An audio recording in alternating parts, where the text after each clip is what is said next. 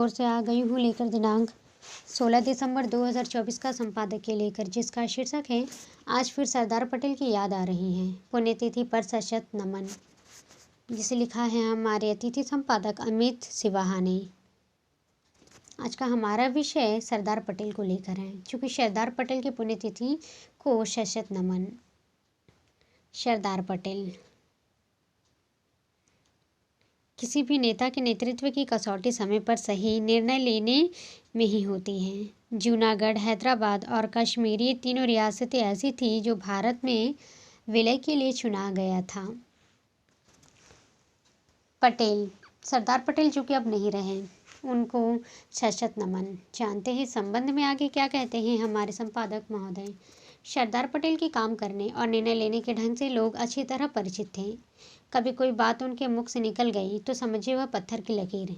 पाकिस्तान भी सरदार के स्वभाव से परिचित है। पूर्वी बंगाल से प्रारंभ में जब लाखों हिंदू धक्का देकर बाहर निकाले के जा रहे थे, तब सरदार के धैर्य का बांध एक टूट गया। भले ही उनका एक अलग देश बना, कल तक तो वह अपने भाई ही थे।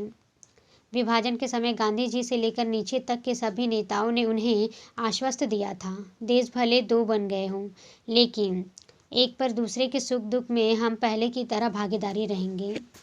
कभी तुम पर कोई मुसीबत का पहाड़ टूटेगा तो हम मुख दर्शन बने नहीं देखते रहेंगे। इसलिए गांधी जी ने एक बार पूर्वी बंगाल में अल्पसंख्यकों के नरसंहार का समाचार सुनकर सरकार को सेना भेजकर उनकी रक्षा करने का परामर्श दिया। पर सरदार ने सोचा,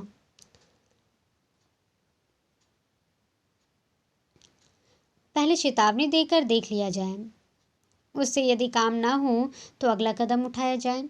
पाकिस्तान को उन्होंने कहा है कि यदि तुम्हें इन अल्पसंख्यकों का वहाँ रहना नहीं सुहाता तो उन्हें थोड़ा थोड़ा कर भेजने के बजाय अच्छा यह होगा कि एक साथ ही सबको भेज दो। उसके बदले में भारत से उतने ही अल्पसंख्यक तुम ले लो। यदि यह सुझाव पसंद ना हो तो फिर पाकिस्तान पूर्वी बंगाल की उतनी भूमि हमें दे दे जिससे वहाँ इसे बसाया जा सके। पर यदि यह दोनों सुझाव भी तुम्हारे गले से नीचे नहीं उतरते तो फिर भारत अगला निर्णय लेने में स्वतंत्र रहेगा। उनकी इस चेतावनी से पाकिस्तान पहले समझ गए कि अब सरदार कुछ ठोस कदम उठाने की सोच रहे हैं। एक समझौता दोनों देशों के प्रधानमंत्रियों के बीच हुआ, जो प्रधानमंत्री नेहरू लियाकत पैक्ट के नाम से प्रसिद्ध है। किसी भी नेता के नेतृत्व की कसौटी समय पर सही निर्णय लेना ही सही होता है। जूनागढ़, हैदराबाद और कश्मीर, ये तीनों रियासतें ऐसी थी जो भारत में विलय के लिए चुनौती बन गई थी। जनता इस राय से जूनागढ़ रियासत के भविष्य का फैसला होना था।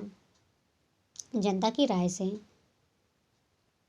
नवाब जूनागढ़ स्वयं रियासत के भारत में विलय के पक्ष में नहीं थे, इसलिए जनमत संग्रह की बात बीच में आई। जनमत संग्रह होते ही सरदार ने कुछ दिनों में उसका परिणाम नवाब के सामने रखा।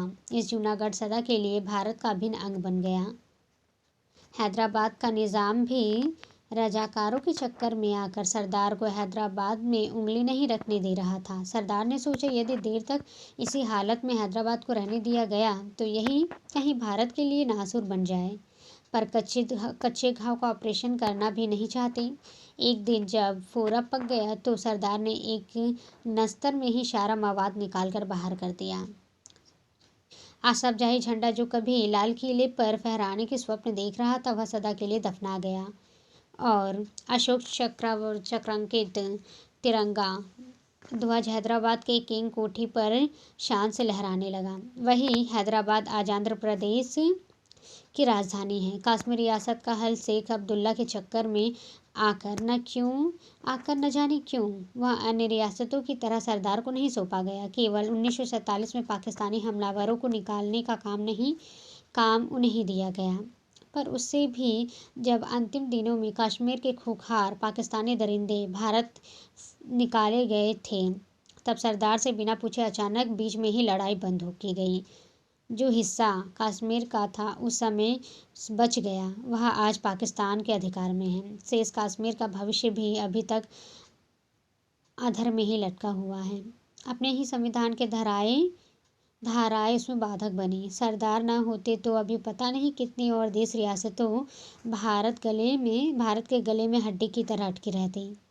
यह प्रतिभा और साहस भगवान ने सरदार को ही दिया था, जो खून की एक बूंद गिराए बिना उन्होंने 350 राजा महाराजाओं के मुकुट उतरवाकर भारत माता के चरणों में रखवा दिए। कभी कभी यह एक प्रश्न उठता है, जब सरदार पटेल भारतीय एकता के इतने कट्टर समर्थक थे तो उन्होंने गांधी जी के साथ मिलकर देश का विभाजन रोकने के सहयोग क्यों नहीं दिया।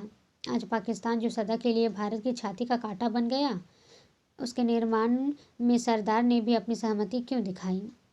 पर जो 1947 से पहले की परिस्थितियों से परिचित है, वह शायद यह प्रश्न उतनी आसानी से न करे। अंग्रेजों ने मुस्लिम लीग की कमर पर हाथ रखकर देश में जो घोर सांप्रदायिक वातावरण उन दिनों बना रखा था और स्वयं खुलकर उसकी कमर पर आ गए थे, उसे निपटने और कोई दूसरा प्रकार नहीं दिखा।